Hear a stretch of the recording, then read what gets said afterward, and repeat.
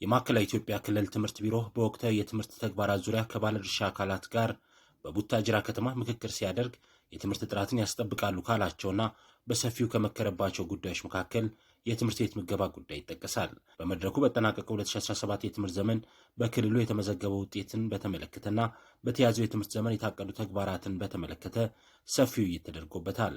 ተግባሩን የትምህርት ቢሮ ይምራው እንጂ የሌሎች ባለድርሻ አካላት ተሳትፎ ወሳኝ መሆኑን ነው በመድረኩ ላይ የተገለጸው። ተማሪዎች በትምህርት ገበታ እንዲቆዩ ብሎም የትምህርት ጥራትን ለማስጠበቅ የትምህርት ቤት ምገባ ፋይዳ የጎላ መሆኑን የተናገሩት በማዕከላዊ ኢትዮጵያ ክልል ትምህርት ቢሮ ምክትል የቢሮ ኃላፊና የመማር ማስተማርና ምዘና ዘርፍ ኃላፊ አቶ ማቴዎስ ማልዩ ናቸው። የትምህርት ቤት ምገባው በሁለት መልኩ እየተደረገ እንዳለም አንስተዋል።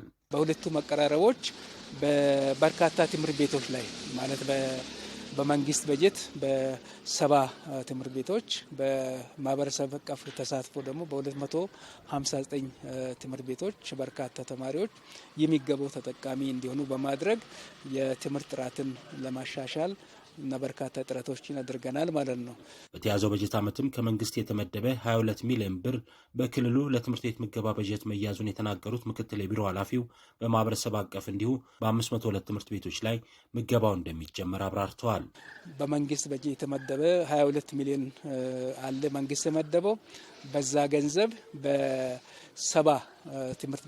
በሰባ ወይም በ75 አካባቢ ትምህርት ቤቶች የሚገኙ ከ65 ሺህ የማንሱ ተማሪዎች የሚገባው ተጠቃሚ እንዲሆኑ እየሰራን እንገኛለን። በሁለተኛ ሞዳሊቲ በማህበረሰብ አቀፍ ትምህርት ቤቶች ምገባ ፕሮግራማችን በ502 ትምህርት ቤቶች ላይ 135 ሺህ ተማሪዎችን ለመመገብ ግብ ጥለን ማህበረሰቡ ማለት የሚመለከታቸው ባለድርሻ አካላት ሰነድ ቀርቦ ውይይት እያደረግን ያለ ነው። ለእቅዱ ስኬት በተለይ በየደረጃ ያለው የሴቶችና ህጻናት ጉዳይ መዋቅር ትልቅ ሚና እንዳለው የተጠቀሰ ሲሆን ሴክተሩ ያሉ የሴቶች አደረጃጀቶችን በመጠቀም እቅዱ እንዲሳካ የድርሻውን እንደሚወጣ በማዕከላዊ ኢትዮጵያ ክልል ሴቶችና ህጻናት ጉዳይ ምክትል የቢሮ ኃላፊና የሴቶች ዘርፍ ኃላፊ ወይዘሮ ነጂሚያ አራማቶ ተናግረዋል።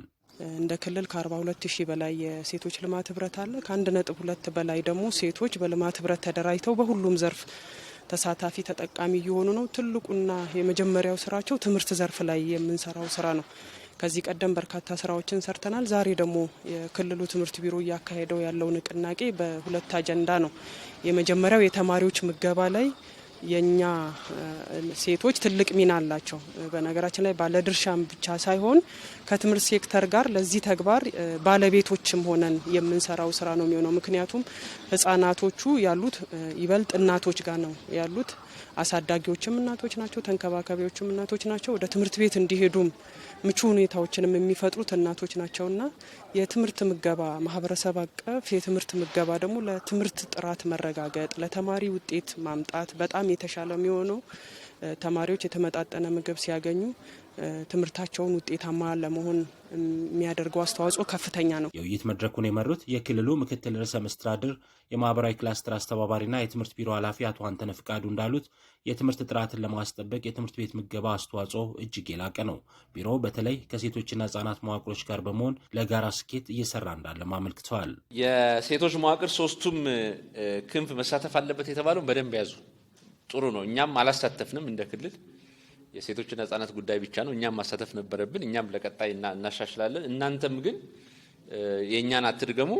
የማህበር ሊግ እና ሀተም የሚባሉ አደራጅቶች ሁሉንም ሶስቱንም ማሳተፍ ይኖርባቸዋል። ያው የሴቶች መዋቅር ሁለቱም ላይ በጣም ነው የሚያግዙን። ባይዘው በጣም ዲያር ኢንስትሩመንት የሴቶች ልማት ህብረት በተለይ በጣም ኢንስትሩመንት ነውና ለልጆች ከአባት ይልቅ እናት ናት የምትቀርበው፣ ሴት ናት የምትቀርበው እና በጣም ሴንሲቲቭ ኤሪያ ነውና ከወንድ የበለጠ እነሱ ስለሚያግዙን እነሱ መጠቀም ለኛ በጣም ኢምፖርታንት ነው።